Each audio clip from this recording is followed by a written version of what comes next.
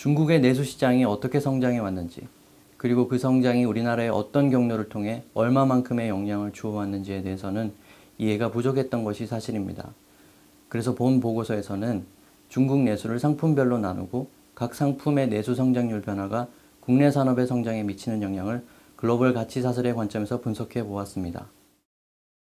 This study examines the impact from the increase in China's domestic final demand on the growth of Korean industries, attempts to predict how China's structural change will affect the industrial growth pattern, and presents policy implications. Firstly, let's examine how the growth of Korean industries will be affected by the growth in China's domestic final demand. China's domestic demand increased tenfold from 1995 to 2014, jumping from 6 trillion to 62.3 trillion yuan. To understand this remarkable growth, China's domestic demand was divided into 4 product categories: non-durable goods, durable goods, utilities and construction, and services. The demand by category shows that non-durable goods account for the largest share in 1995 and the smallest in 2014, while the opposite is true for durable goods. Then, what impact will this growth trend have on Korea's GDP? Our estimates find that from 1995 to 2014, the impact from a 1% increase in China's domestic final demand would be more severe for Korea, regardless of the product category. However, the level varies across the board, with the impact from the demand for durable goods surging 11-fold. Next, to examine the impact on Korea's industries and economy as a whole, the actual growth rate of China's domestic final demand by product in 2014 was applied to the estimation model.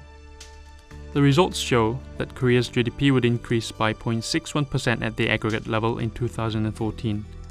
This would account for 18.5% of the year's real GDP growth rate of 3.3%.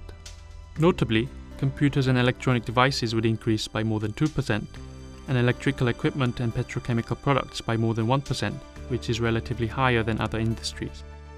In short, we find that the growth in China's final demand was mainly driven by the demand for durable goods until 2014, and this resulted in Korea's heavy and chemical industries benefiting the most, thanks to a tight production network.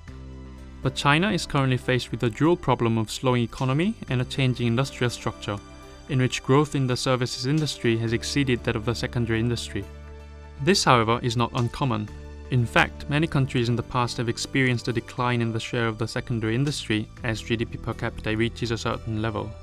And considering China's current economic structure and income level, a similar phenomenon will also be likely. Then, how will China's service-based structural shift affect Korea's industrial growth pattern? In order to predict how the shift will affect industries in Korea, the growth rate in China's total domestic demand was set at 6%, while a different rate was applied for each industry. For example, services at 7% and durable goods at 6%.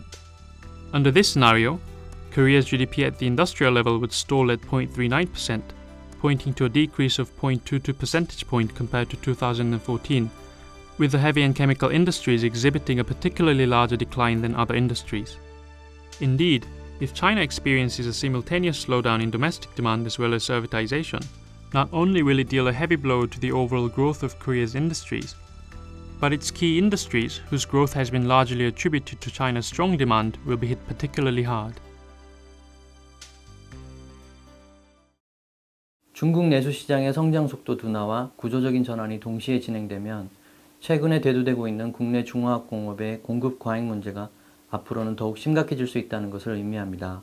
따라서 산업일선에서는 사업구조 재편과 같은 선제적인 대응을 추진하고, 정책 담당자들은 중국 경제의 구조 변화에 우리 기업들이 좀 더 근본적인 대책을 마련하도록 인센티브를 제공해 주는 것이 필요하다고 봅니다.